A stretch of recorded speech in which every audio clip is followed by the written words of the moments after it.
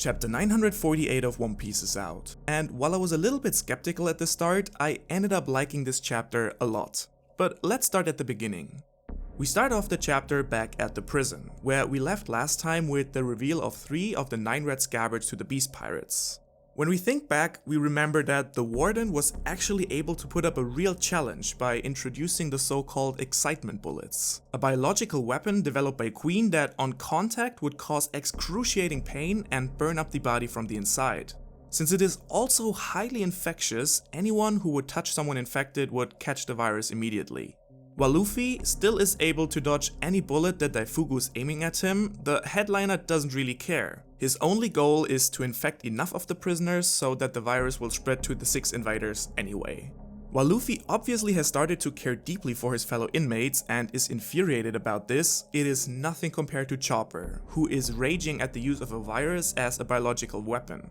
In his human point form, we see him fighting side by side with Luffy, taking out many of the Beast Pirates. Now, if you've seen my recent video on Chopper, you will know right away that this made me crazily happy. Chopper is not only stepping up his game more and more in Wano, getting more attention than many others in the crew, but this is another clear example for me how Chopper is becoming more and more dependable. He's taking the initiative more and more and is fighting side by side with his captain, an honor that is usually only reserved for the likes of Zoro and Sanji. Seeing this made me feel really happy for Chopper. Also, if you recall, when we were talking about his values, we said that Chopper has a strong belief in science and the good it can do. This ideal has already come into conflict with the likes of Hawkback and Caesar, and is now once again challenged by Queen's virus. In my eyes, this makes Queen an enemy of Chopper's, at least on an ideological level. And by now, I have the highest of hopes that this arc that is centered around Zone Fruit users, the Smile Fruits, and now Queen's weapons, will be a major arc for our reindeer. I feel like Oda has set up Wano as the perfect place for Chopper to take the next step, and I really wish that he takes it. Anyway, after this small excursion about Chopper's role in this arc, back to the action. Next to Chopper and Luffy, we also get a glimpse of the 3 scabbards and Hyogoro fighting as well. Hyogoro really seems to have needed a proper meal, because we now can see him flying through the air, cutting up guards. Same goes for Kawamatsu, Kiku, and Raizo. While Kawamatsu does his sumo thing and Raizo obviously does his ninja thing, I can't really tell yet how Kiku really fights. She definitely looks really badass with her mask, and it looks a little bit like there is snow around her. In any way, I can't wait to see more of her fighting. The only thing is, we don't, and that had me a little bit disappointed in this chapter.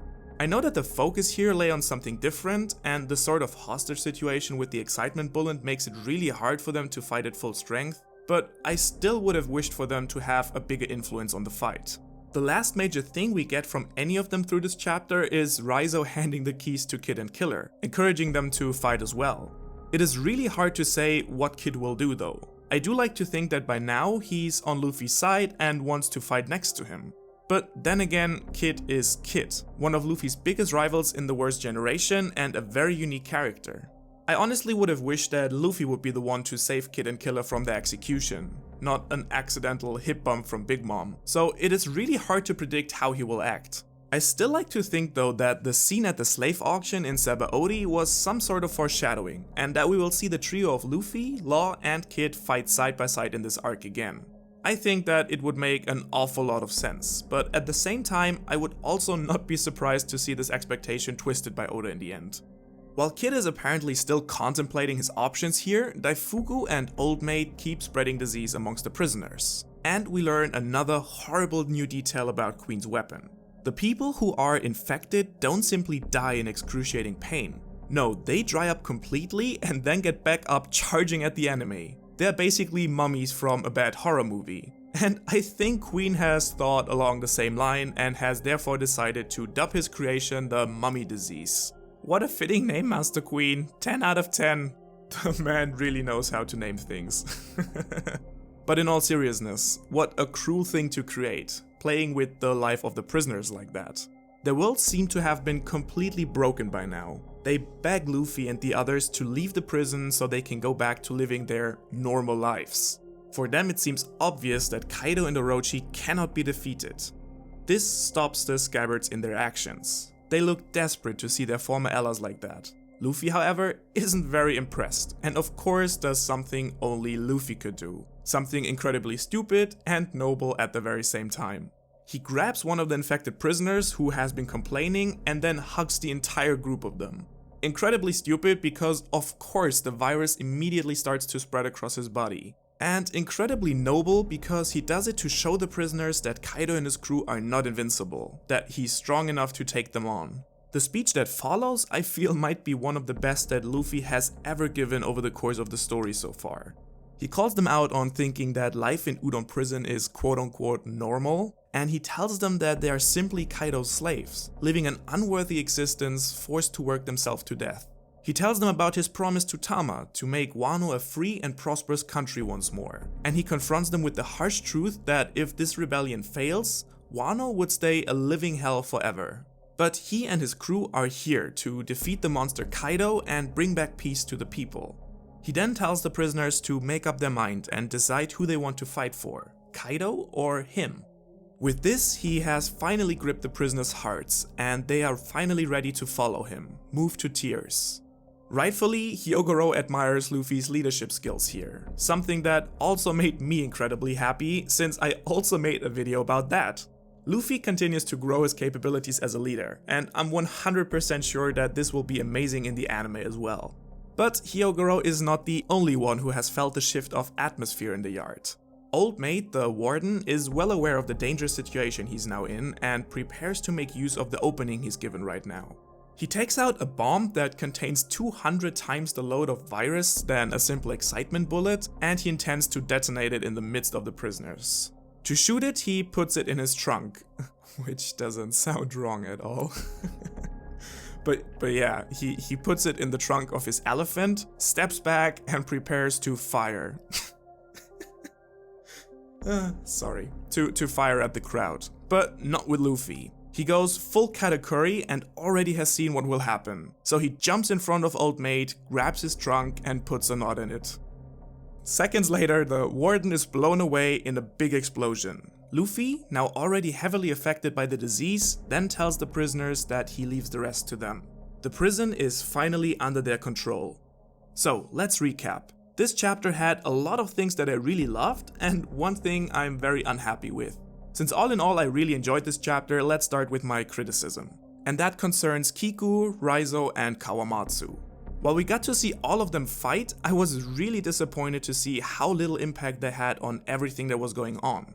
In the end, not having them there would have made little to no difference if we are completely honest. Except for Raizo maybe, who was able to get the keys for the handcuffs.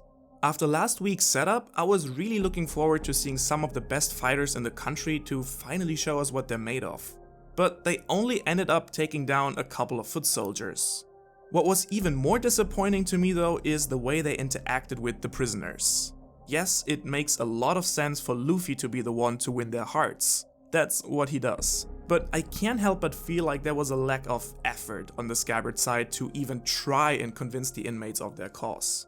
I'm sure that we will still get to see all of them shine later in this arc, but I feel like this was a missed opportunity here to establish them as a real force to be reckoned with. But now on to the many things that I really loved about this chapter. Firstly, Chopper. Since Whole Cake Island, Oda has slowly started to take Chopper out of his mascot role and put more responsibility on him. He finally has started to get some real character development again, and I simply love to see him fight side by side with his captain. And while there are so many opportunities by now for Chopper to show his medical knowledge, I think by now, if he's not the one to cure Luffy and the prisoners from the mummy disease, I would kind of feel cheated. And by the way, Luffy really needs to be healed, in case you're questioning that. He's immune to poison, not to a deadly virus. With all that's going on, Wano could be a major stepping stone for our reindeer, and I hope that that's the way the story will go for him from here on out. Secondly, I loved Luffy's decision to touch the prisoners and the speech he delivered with it. I think this is what makes out a great protagonist, and it also reflects back on the character analysis I did about him.